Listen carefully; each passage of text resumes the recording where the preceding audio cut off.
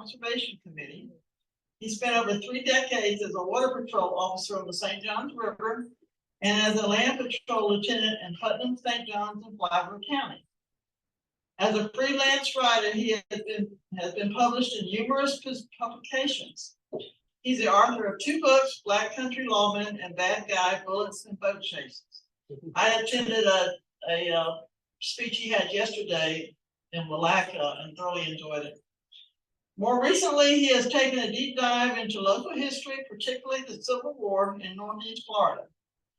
Of course, he's a member of us, the Putnam, and is a member of the Museum of Southern History out of Jacksonville. Has a Bachelor of Arts degree in Criminal Justice from the University of South Florida.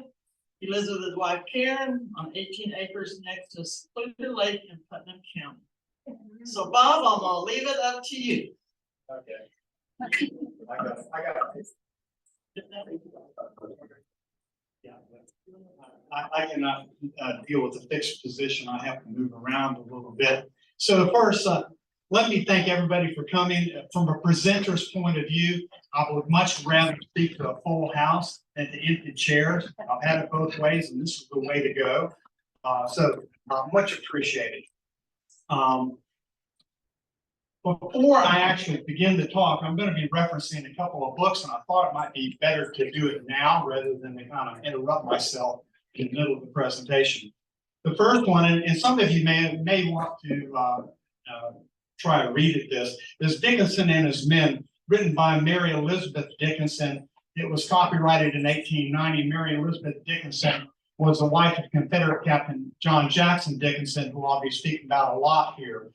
Her book is filled with flowery words and a lot of puffery about the South. However, when it comes to the actual engagements that Dickinson was involved with, I can find no fault with that. If you go back against the Union reports, what she says that he did is true, and he was a real thorn in the Union side. The second book, and many of you from Willaca have probably read this, is the Rose Cottage Chronicle, Civil War letters of the Bryant Stevens families of North Florida. So essentially what this is, James and Rebecca Bryant founded the town of Willaca in the middle of 1850s, and their daughter Octavia Stevens married Winston Stevens. And so it's mostly a series of letters between Winston and her. Winston was a Confederate captain. And also there's other letters between the family, but it gives you a really rich of what it was like during the Civil War period in the town of Willaca, as well as for those slaves. And so with that, I'm actually going to get started. The Battle of Forest Landing, I believe, is the most significant engagement to have occurred during the Civil War in Putnam County. The reason I say that is because of the number of casualties. There were roughly 25 wounded and killed, and then later that night, after the day of the battle, which occurred on May 23rd, 1864, several more died, and then several more of those captured Union troops were sent to a prison camp, most likely the notorious Andersonville, where they also died. And so there were probably the number of actual casualties is probably up around 30. And also, it's our history, it's Putnam County's history, but it's also the history of the Fruitland Peninsula Historical Society, because technically it falls within the fringe of our geographic boundary. So, I don't know how many of you have been up to 3rd and Oak Street in Palatka, but this is a mural, Battle of Forest Landing. It's one of 30 some odd murals in the town that depict the history of Palatka, as well as some nearby environs. Can you see okay, Andy? Can you see okay? Okay. And so I don't want you to miss out. And so, but this is the best visual representation of the USS Columbine.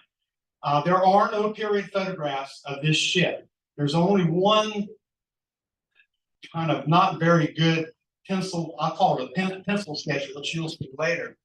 But it's worth spending a moment or two on this vessel so you can begin to understand how it got into the predicament it got into.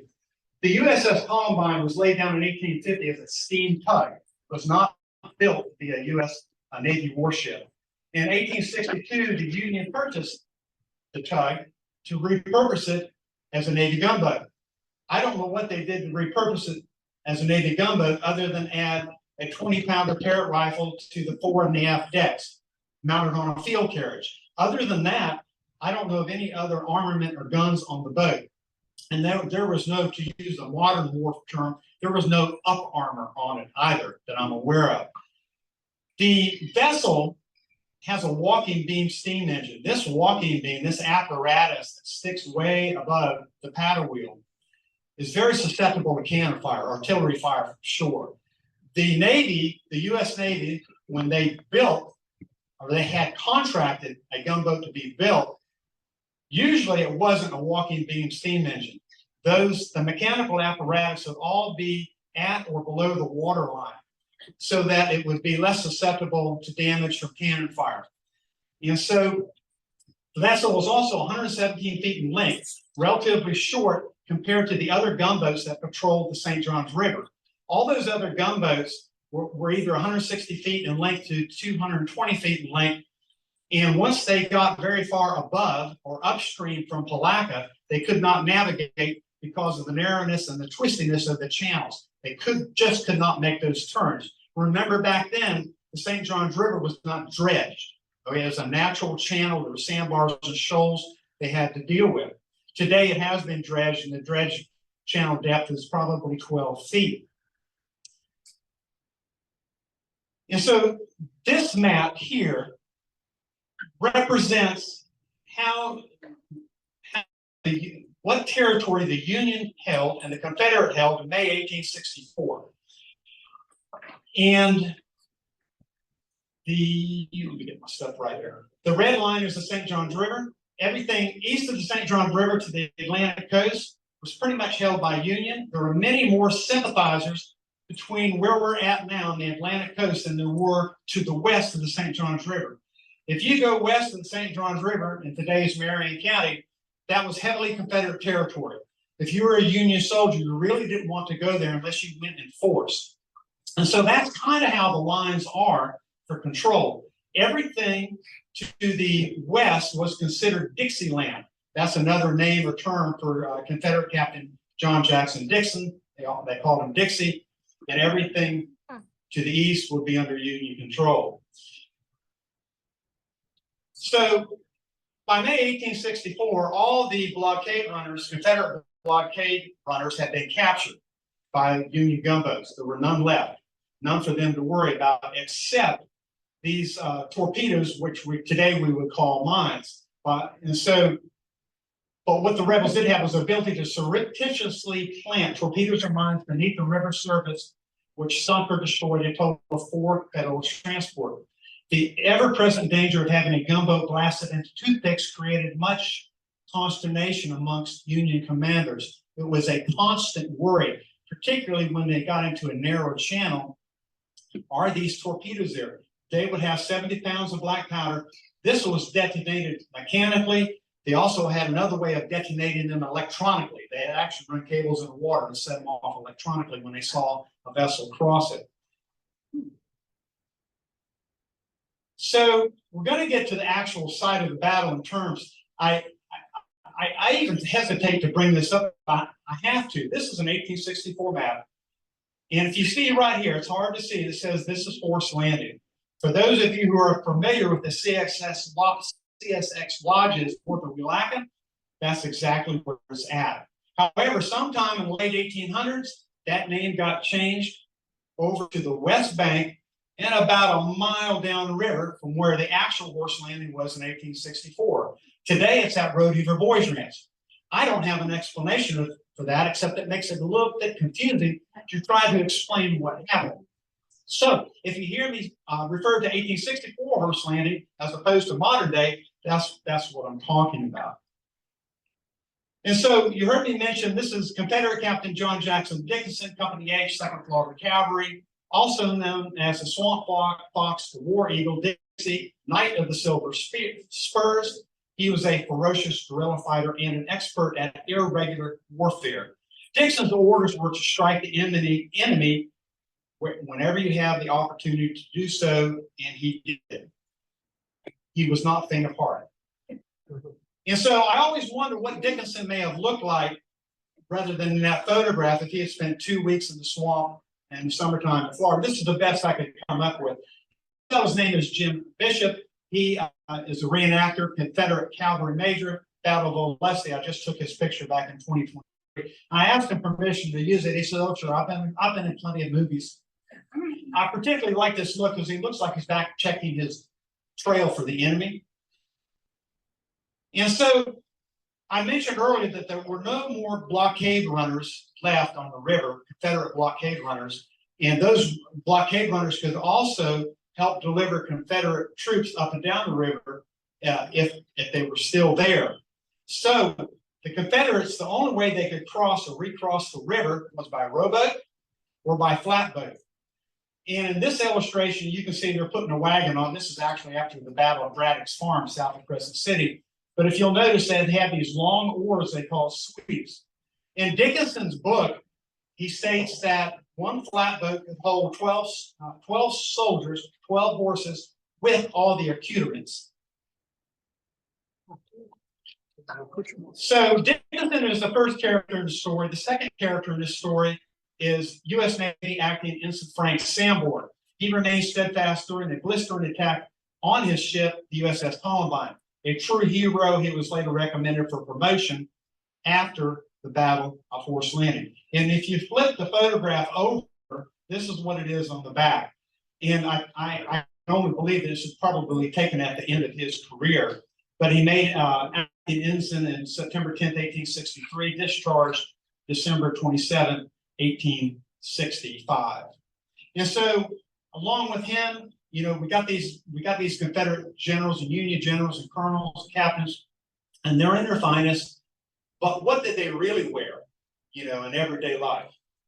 And so here we have Rob Manson. He's a local reenactor. He also wrote a book, and he'll be our speaker in January, The Civil War Navy in Florida. And let's hear what he has to say. This was the standard working deck uniform for a Union Navy seaman. So you have the trousers, the jumper, and the flat hat. And what does a volunteer mean as far as an acting ensign?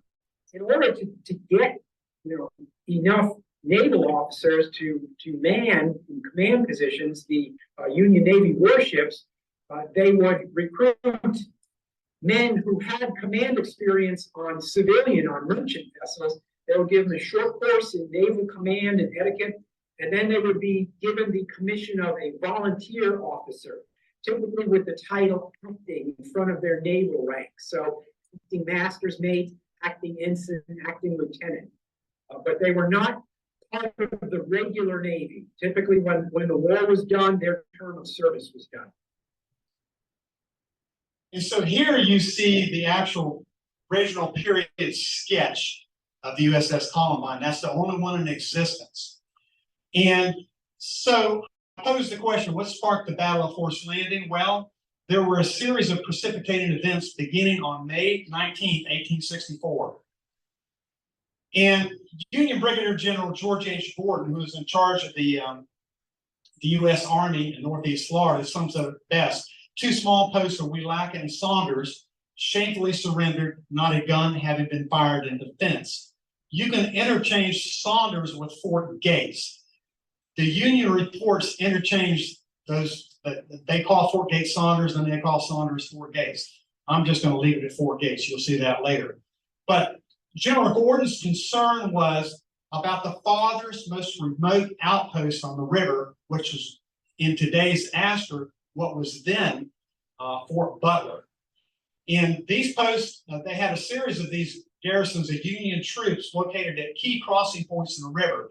Their job was to prevent the Confederates, Dickinson and his men, from crossing from one side to the other. And so this is just to give you kind of a map and layout of how it looks and some of the place names we'll be talking about. Dickinson's camp, he has several, but it was located up in Palatka, somewhere near Ravine Gardens or along Palatka Heights. Brown's Landing is 8 miles south. We'll be talking about that later.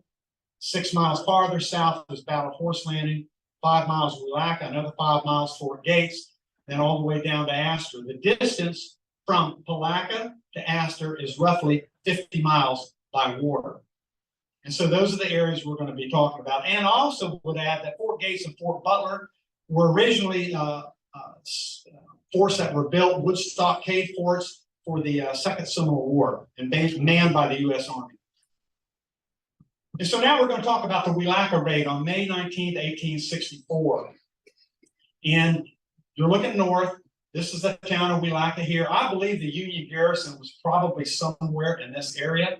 And off about 5 miles to the north is the actual location of the Battle of Horse Landing. And you can see the Seminole power plant right there, just to kind of give you reference.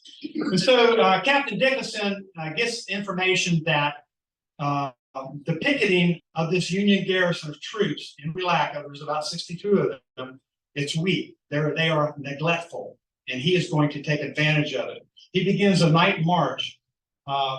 Somewhere up around Palatka, they march 7 miles. They cross the river in 3 rowboats. They march 9 miles and come into Willaca at daylight. And just as they get there, he throws out a detachment along one flank, along the other flank. They go into the center of the garrison, and Dickinson demands an unconditional surrender. And lo and behold, they do. They surrender without a shot being fired. And there's a quote from Dickinson's book. It was then sunrise, and the enemy had prepared a bountiful breakfast, which was certainly acceptable to us and heartily enjoyed. And so he did capture 62 troops, all the achievements, all the guns, everything that goes along with it, and transported them north. But there's something else here, though. This is Captain Charles Hobby, Company B, 17th Connecticut. He was a fierce fighter. He was wounded at the Battle of Chancellorsville earlier, and he ended up here. But he was neglectful because of the way he set out his pickets. And the way the Union, let me back up for a second, the Union commanders were particularly incensed that this garrison had surrendered without a shot being fired. So they sent in a corporal and 2 privates into the town of Willaca to conduct, like a better word, an investigation. And what they found out, there were 3 roads right where the Union garrison was. One of those roads, the North Road, did not have a picket.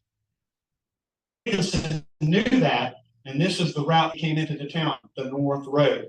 Old Willaca Road is here today. The North Road would be County Road 309, and I believe that's pretty much where the North Road was back then. We'll call it that. The South Road, I'm just taking a guess, but there would have been a road coming south and down to somewhere around Mount Royal, where they would have crossed over to Fort Gates. And well, I was going to also say this map, this is the antebellum Willaca. I did take this from the Rose Cottage Chronicles. And the other thing is that you see here the home of Clark and Augustina Stevens.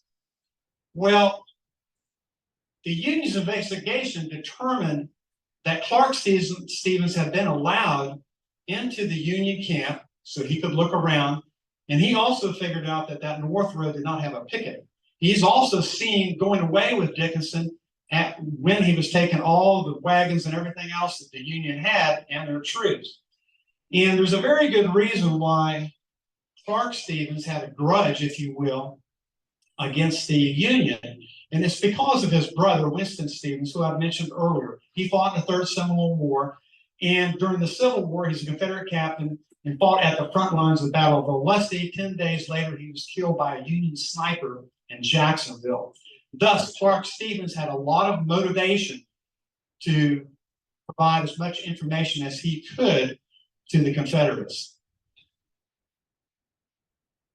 And so Dickinson comes back to camp and immediately rallies his men. This is within a 24-hour period, and says, I need 25 good men. We need to attack. We need to make a surprise raid on Fort Gates. he wanted to do this before Fort Gates found out the Welaka garrison had been captured. There were no telegraphs back then. And so they took off 3 rowboats, 25 men, and this would be more or less the path that they went, across Little Lake George, and they beached the boats right about there. They then made a 2-mile hike. This is not bad walking, by the way. It's not real swampy right in here, all the way over to Fort Gates. And so this is a different angle of Fort Gates. You're looking at the west. There's Little Lake George. They would have beached the boats right in here, and then would have made their walk in. Here it gets a little complicated. I'm not going to get too down in the weeds, but when they approach the camp, it's dark. They notice that there are some Union cavalry down the road. Dickinson splits his forces. Half of them go after the Union cavalry. The other half go to where the Union is garrisoned, likely somewhere right in here. And so that small force of 10 men surrounded the Union garrison. They sent in a lieutenant to bluff them. They did. They convinced them they had a superior force. And that commander of that garrison surrendered without a shot being fired. There were 32 captured, 12 slaves, and 2 farm wagons. And so he took them all back. He appropriated some boats that were there. He was moving very fast. This was within a 24-hour period. And so now he's gone back to camp with his prisoners up in Palatka. And that next day, say on May 22nd, he is riding with Lieutenant Mortimer Bates. They have Mortimer Bates has just come into Palatka with a light artillery unit, 2 cannons, a 12-pounder howitzer, and a Napoleon, which is a bronze smoothbore. And they're looking for a place to set up these cannons when a courier rides up to Dickinson and says, the river's full of gunboats. And they've seen the USS Columbine steaming upriver. Dickinson rushes to get to Brown's Landing to try to cut them off, 8 miles from Palatka to Brown's Landing. He's a little late. By the time he gets there, the Columbine is passing. He's standing behind a cypress tree, and it passes 50 feet from him. He then proceeds to march back to Palatka when another courier comes up and says the USS Ottawa is now steaming south. And so he reverse marches and goes back to Brown's Landing. Now, the USS Ottawa was about 160 foot in length. It was laid down as a gunboat. It's called a 90-day gunboat because that's how long it took to put them together. This is happens to be the USS Unadilla. And these boats, I've heard various reports about how many guns the USS Ottawa had, anywhere from 13 down to 7, more likely on the lower number. But there's no doubt that it did have at least one 150-pounder rifle cannon. And so, about the time Dickinson gets to Brown's Landing, it's almost dark. The Ottawa is anchored, and the troop transport to Charles Hutton is anchored behind the Ottawa. And I think they were working as a kind of a water picket, if you will, a river picket, because Dunn's Creek is right here, and they wouldn't want the Confederates to cross Brown's Landing and go up Dunn's Creek. However, I think he could have picked a better spot to anchor his boat. And so Dickinson gets there. He's already got the cannons lined up on a small wharf when the Ottawa turns on the lanterns, making a perfect target. And at a distance of only 200 yards, the Hutton and the Ottawa received withering and accurate direct fire. The rebels managed to get off 28 shots unanswered. Finally, the Ottawa swivels her massive 150-pounder rifle cannons toward shore and returns fire. At that point, Dickinson just fades away. He's not a stupid person. He's not going to go up against a fully gunned warboat. There was some damage to the Ottawa. The smokestack was shot through. They took 37 grape shot. The troop transport received 3 12-pounder balls. One of them almost took out the walking beam on their steam engine, but no serious damage, no injuries. This is to give you a look at what a 150-pounder Parrott rifle looks like. It's a massive gun, can do a lot of damage. A lot of these are fused shells that they will shoot. And in other words, they explode. They can also shoot canister, kind of like a shotgun. And so this is a friend of mine. His name is Bill McQuilkin.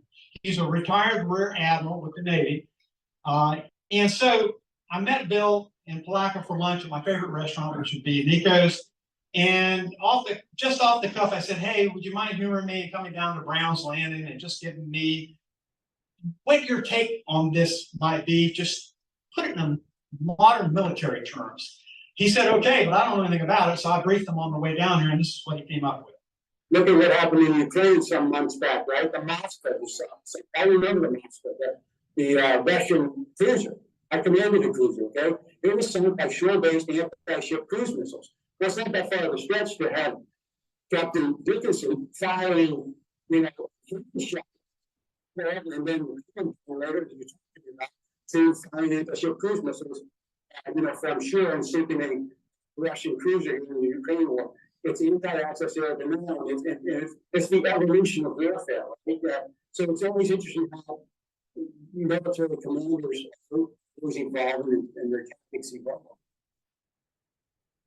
And so Dickinson has left Brown's Landing. He's headed back toward Palaca. So his next route will be something like this. He will be moving down toward modern day Horse Landing, where Rodeheaver Boys Ranch is. Meanwhile, the USS Columbine continues to steam south, all the way from Brown's Landing across Lake George down to Astor, about 35 miles. When it gets down to the very southern end of Lake George at Volusia Bar, it runs aground on a sandbar. So at that point, it's just a little after midnight, May 23rd, 1864, and an armed launch with 6 federal troops arrive at Fort Butler to check on their safety and deliver orders from General Gordon. This was the garrison that Gordon was most worried about that would be next on the list for Dickinson to attack. And that's why there was a real strong desire for that garrison to be checked on. And the quickest way to do that was to send a Columbine, which actually turned out to be a suicide mission. And so now we are looking south. Little Lake George is here. Town of Willaca is here. And Sanborn is returning. That's about 3 or 4 o'clock in the afternoon. When he comes into Willaca, he loads up on some supplies, and he realizes then that the garrison Willaca has been attacked. So now he's really worried. And as he's steaming south, this is actually Possum Bluff, CSX Lodge, the 1864 Horse Landing. He begins firing into the shoreline. Today we would call it suppression fire. Am I right, Bill? Bill Miller? Yes. Prep fire. Prep fire. Thank you. This is a real veteran here. So, and Sanborn steams on, along, and downstream on the river. And so this is my take, what you see next, on what the path of Columbine would have been as it approaches the ambush site. 1864. The USS Columbine was steaming north on the St. Johns River. It was to link up with the USS Ottawa, which had remained on station near Brown's Landing, some 6 miles downriver. The larger Ottawa sported 13 guns, 2 of which were 150-pound rifle cannons and would offer protection on the return voyage to Jacksonville. As the Columbine ran with a sweeping left turn, a broad sandbar on the east side of the river forced apart the west bank. Ahead and to port was a small wharf that denoted Horse Landing, a site notorious for rebel activity. So it's bad luck for Sanborn that this whole shore is wetlands. It's very swampy, except right here. And right there, there's a knuckle of high ground that protrudes out through the swamp right down to the shore. And there was a small wharf there back then. He was already, as Bill says, he had already switched his cannons and was now prepping the west shore prior to even getting to Horse Landing today. As Sanborn gets abreast of that wharf, you can see the 2 Confederate cannons. He can see the shiny bronze of that Napoleon. And when he's directly abreast of them, in Sanborn's report, he says 60 yards. And no, excuse me, in Sanborn's report, he says they were 30 yards away. And in Dickinson's report, it was 60 yards. Regardless, it was really, really close. And so this sketch right here is taken out of Dickinson and his men. But I want to talk for a minute about how Dickinson has aligned his troops. So this direction is east. The Columbine is coming downstream. His artillery is set up here. He has aligned 20 sharpshooters behind cypress trees all along the bank. I believe that there was an outgoing tide. And for those of you who are not familiar with the St. John's, there was an incoming and an outgoing tide. I believe he had factored in that it was at that moment an outgoing tide, and he aligned his sharpshooters so that if the artillery was fortunate enough to disable the Columbine, it would drift right by the riflemen and they'd be able to take him out. And that's exactly what happened. And so this is part of a little diorama that was up at the Museum of Southern History, just kind of depicts what it might have looked like. And so this was part of that diorama as well, which you see here for the Columbine. Now, I said there wasn't any up armor, if you want to use that term, but actually prior to this, what the Union Navy would have called the expedition for the Columbine, Ensign Sanborn had loaded up 50 sandbags and 1 bale of hay as a kind of a cushion, if you will, against any cannon shot. And so if you do some math on it, that only means you could have about 12 sandbags here, 12 here, 12 here, 12 there. It's not a lot to really prevent a cannonball from doing much damage, not much at all. But he had orders, Sanborn had orders to go up there and make it at a certain time. So that's what he was doing, was following orders. At point blank range, Confederate artillery dismantled the Columbine piece by piece. The rudder chain is cut, then the main steam pipe is shot through, and finally the rudder is broken with 5 well-directed shots. The gunboat loses steerage and drifts onto a sandbar where it becomes stuck. In short order, the aft gun becomes inoperable, and the quarterdeck is covered in pools of blood from the dead and wounded. At the first shot from the Confederates, Sanborn had a serious problem because the pilot jumped overboard and swam away. Oh yes, and as subsequent shots, a lot of the infantry, they're just diving in. Now, I did also mention that there were 50 members on board of the United States, the 35th United States Colored Troops. That's official language from the time. There were a total of about 90 to 100 sailors and officers. And so Sanborn was trying to rally his troops. Everything on the aft deck, the rear, is absolutely decimated. 1 cannon shot had hit the forward gun and partially disabled it. Sanborn went to that gun, got some other sailors with him. They continued to return fire, but ultimately he realizes that this is not going to work. They're stuck on the sandbar, they're shooting ducks, and they're going to all be killed if he doesn't surrender. In the Sanborn's report, he says, "At least I was saved the mortification of lowering my colors because they had been shot off by the Confederates, but he did have to raise the white flag." And so when Dickinson makes it out of the boat, he's very worried about the USS Ottawa. He knows the USS Ottawa is right downriver about 5 or 6 miles.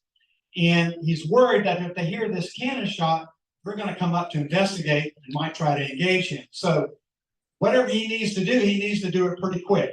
They did capture 65 people and the same number of arms and a whole host of other things, swords and compasses and fuses for 20-pounder Parrott rifles. But he made the decision right then it needed to be torched, and it subsequently was burnt to the waterline. And so, what does this all mean? Well, Gordon's orders for that garrison at Astor that was delivered by the Columbine was to pull back to the north side of Hall Creek, which flows into the bottom end of Crescent Lake, right over here. And then all the other defensive lines, Wielaka, Fort Gates, would also pull back kind of to this northeast kind of shore of Crescent Lake, known then as Dunn's Creek. And so really, I guess you could say that it was kind of a tactical victory for Dickinson, but it looks like he did strategically gain a little more area, at least for a while, that he could work in, patrol. And he did manage to keep the Union out. The Union never got into the interior except for one raid in March of 1865 on a plantation in Marion County. In the end, that didn't work out too good for him. At first it did, but Dickinson got on their trail about just before they made it to St. Augustine. He attacked the rear guard of that detachment that went into Marion County. And so relics of the USS Columbine, when I go around in museums, I'm always interested in artifacts and relics that represent the local history. Let's see if we can come up. We have our own Cherie register with the brass bedpan, not the brass bedpan, the brass biscuit pan. The Columbine that Danny Miller helped to acquire. And if we ever get our museum back up and going, maybe we'll have a little display on the Columbine. She has that in storage at the moment. And so this is a photograph of Mary Murphy that was taken in the year 2000. Mary Murphy is the past president of the Putnam County Historical Society. I see Nancy nodding her head, you know her well. Extremely knowledgeable. And she's on this particular day, this is at her home right on the St. Johns River, up off of 207A. And if you'll take notice, what I'm going to show you next is right here. This is what we're interested in. Now, I will tell you that she did allow me to interview her, but at this moment in her life, she's very ill. But still, I thought it was important to get this interview with her. And Dickinson and his men captured the Columbine. They cut the anchor chain link apart and passed the links around as souvenirs to the men. This is one that my great-grandfather got. You can see it is wrought iron. And who was your grandfather? My great-grandfather was John Bland Hazel. So John Bland Hazel was a private and a scout for Captain Dickinson. Now, I don't know of any other links that have been passed around from the Columbine. That's the first and only one I've seen. But I can tell you that recently I went to Fort McAllister, which is just south of Savannah. And as part of their display, they had the anchor chain from a Confederate ship that had been sunk. And the size of those links and the patina was the exact same as that link she showed you there. And so this is at the Museum of Southern History, which is now closed. They had to shutter their doors, unfortunately, for a variety of reasons. But this is part of the rudder system of the USS Columbine. The USS Columbine, all these artifacts seem to have come out from a dive in 1971. And Mike, you may know a little more about it. I mean, Mike's a diver. He's dove for 40 years, but you weren't on that dive when they were done. No. And so this man is Larry Skinner. You can often see him at the occupation of Palatka. He is an expert on U.S. naval ordnance. This is the fuse that came off the Columbine.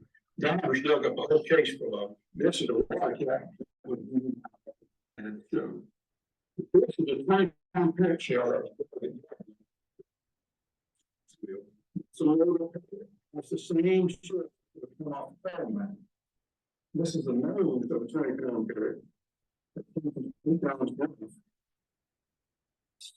Get this over here. Show you that it lays beautiful right in there on that piece. It just lays right in the threads. You tell that's a perfect fit for that fuse. This one you can't do nothing left of it. And it was 100 years in the ground before it got dug up. This is what makes it grow. No, it's better to have. It's what you use. But the each one of these little hands is a second. Yeah, we know the fuse is on the end. See, it's got a water gap. And I would also add that in the all the supplies, paraphernalia, and everything else that Dickinson had taken from the Columbine, he also reports taking 2,000 fuses for a 20-pounder parashell. And in this engagement, there was not a Confederate injured except one of those parashells did explode over one Confederate soldier, and he was concussed temporarily. Other than that, that's the only damage done to the Confederates. And so finally, we have a sword. This would be a commemorative sword. It is owned, I understand, by the great grandson of Dickinson, who lives in Atlanta. I never talked to him. I got this through a third party, but I thought it was still, it's a heck of an artifact, and I thought I would show it to you all. And finally, we have this photograph taken here in Crescent City at Eveline Park. Now, this was a group of the veterans that would have rode with Dickinson at the Battle of Braddock Farm, which occurred 3 miles south of here. But the reason I'm showing it to you all is very likely many of those veterans you're looking at participated in the Battle of Horse Landing. Now this, I don't remember I had the exact date for this. I think it was late 1909 or something. But Dickinson would not have been in this photograph because he died in 1902. But still, a little local history for y'all. And finally, if any of you think you would like to visit the site of where the battle took place, this is the sign that's there. It's on Roadheaver Boys Ranch property, and it is private property. But if you wanted to go there, I know you could call their office. They give you permission to go down there. They do it fairly often. And so with that, I think I'll conclude my presentation. You all have been very attentive. Thank you. And are there any questions? Was there a hospital at Fort Gates? There may have been. Yeah, I have heard that, but I am not 100% sure. Yeah, I've heard it for years. 3-story building was actually the veteran hospital. Don't know. I know they had a bowling alley there, but that was post-Civil War. The Palms is a fancy house if you've ever been by there. That was built in the early 1870s. So I am not 100% on that. I did have a chance to go in the Metaltech area around Fort Gates, and I didn't find any Civil War artifacts or any artifacts from the Second Civil War. But still, anyway, yes. So I know that Civil War battles were very rough. I had a great-great-grandfather who was wounded, and the accounts of that were terrible. But for the Columbine, Yes. when you said that Dixon burned the ship, Yes. would that have been with the wounded and dying and dead bodies No, the wounded were carried off by by Dickinson and the trees. Yes. Now, they may have left some bodies behind. Yeah, that could very well have happened. But there were definitely several Union troops who were wounded that died in his camp that night, according to his report. A lot of this is vague. When you look at these Union and Confederate reports, I mean, there's a lot of, I'll call them minor inconsistencies. It's really hard to cipher out sometimes what happened, particularly how they were managed to navigate. What I find most amazing with Dickinson, this is the year 1864, we have no modern roads. If he wants to come to Crescent City, let's just say that Dickinson is up in Palaca, East Palaca. Let's just say he's up there and he wants to come to Crescent City by land. He would have to go all the way around Crescent Lake, come around through Seville and come up this way. And he usually didn't do that because that's Union territory. That's the path. Many Union reports state that they are going circumnavigating basically Crescent Lake, crossing all 3 Hawk Creeks, and then coming up. They don't use the word Seville, but they would come up this way. So there was a lot going on. And at the same time this is happening in that eastern section that the Union controlled, they're herding 5,000 head of beef up from Brevard County. And at the same time, there's also 550 to 700 troops that are marching around Crescent Lake to, they think, engage Dickinson with 400 men. It was all false information. All this is happening at the same time, because that's why I didn't bring it up. I didn't want to confuse you all. So even with that scenario, even with that 6-day period, there's a lot happening. But eventually they come to realize that Dickinson hadn't crossed the river into the east side. No, he was over here on the west side, just laying waste. So, yes, ma'am. Put down a question, like some people might think that's what were the Confederates trying to protect in this part of Florida? Well, okay, maybe I didn't make that whole clear at the beginning. It was they're trying to prevent, the Union wants to stop the beef cattle from being transported north. The Confederates want to keep that line open. So the beef cattle from, say, Marion County would have been herded north, sometimes all the way to Atlanta, where they would have gotten onto a rail car. The beef from Florida, during the winters of 1862 and 1863, kept the Army of Tennessee, Confederates, fed, kept them from starving. And also, when the Union committed to their siege of Charleston beginning in 1863, our Florida beef cattle helped keep them alive. So that was the goal. Confederates wanted to keep the food stuff going north. Union wanted to stop it. Yes. Yeah, and another thing, we supplying Confederates are trying to interrupt that. Springs on the Ocklawaha River, there was a cotton gin converted over to a munitions factory. You are correct. So it would cut those supplies off too to get. And that was Captain Pearson. Captain Pearson was assigned to Fort Brooke in Tampa. And those two guns, he nicknamed Tiger and Hornet, were taken. He did make a foundry in Orange Springs of all places, and they were transported to Fort Brooke.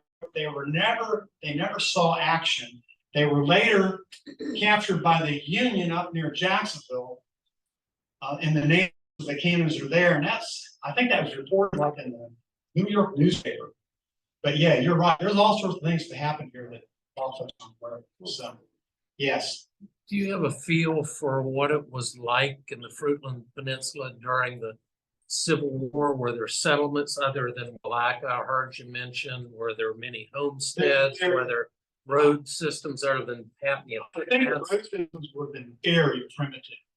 But there seems to be a main road from where I showed you where old Horse Landing was, the CSX Lodge. There would have been a road from there that came all the way through here, would have passed the old Braddock Farm, and it would have gone around the bottom end of Crescent Lake, and then it also would have split off and gone to Astor. Okay, because that was a main crossing right there, and that was obviously a pinch point after coming out of Lake George for any kind of river traffic. That's why the Union had that garrison there, because it's so narrow, right? They wanted to be able to control it. I don't know how many there were. I know that there on Buffalo Bluff, which is north of us, there was a plantation owner who was actually a Union sympathizer, and they believe that he had given information on different occasions to the Union. This is reported in Rose Cottage Chronicles. So they were spaced out. There were farmhouses there. They make a mention in the Union reports are definitely more detailed, and all their comings and goings on the other side of Crest Lake. Occasionally they'll run into a farmhouse, they stop, they get something to eat, or they'll camp there.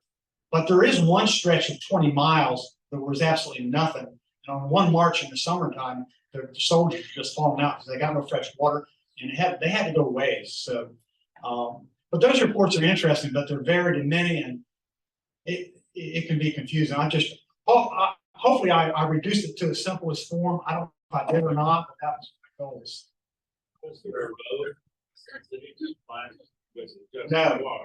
No, you couldn't get across Dunce Creek.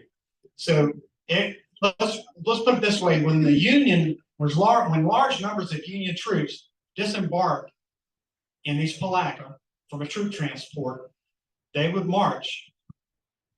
No report says they crossed Dunce Creek. All the reports say they came around Crescent, crossed all three Hawk Creeks. They mentioned Big Hawk Creek, Middle Hawk Creek, Little Hawk. They were very familiar with Hawk Creeks because that's where they would often camp because they had a water source there, right? And so, yeah, they just did not. The Confederates nor the Union crossed Dunce Creek. I guess it was just too bad, too gnarly for them. Yeah. It's a whole different way you got to think from the way we do now. There were about 8 families in this area at that time. Okay. And all was by water. Mm-hmm. Well, of course, steamship was a much easier source of transportation. Right. Exactly. So it's all kind of fascinating. Is Fort Gates still there, a building?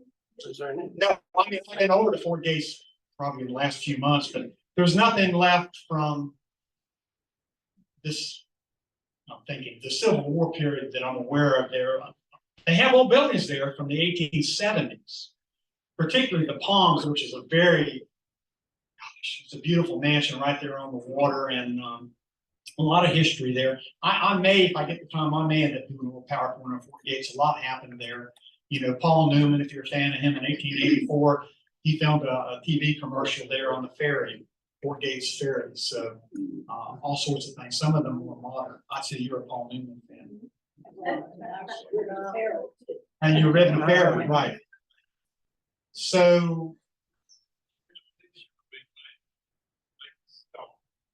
Oh, I didn't know that. Big oak tree. Paul Newman. Yeah. What was he doing over here?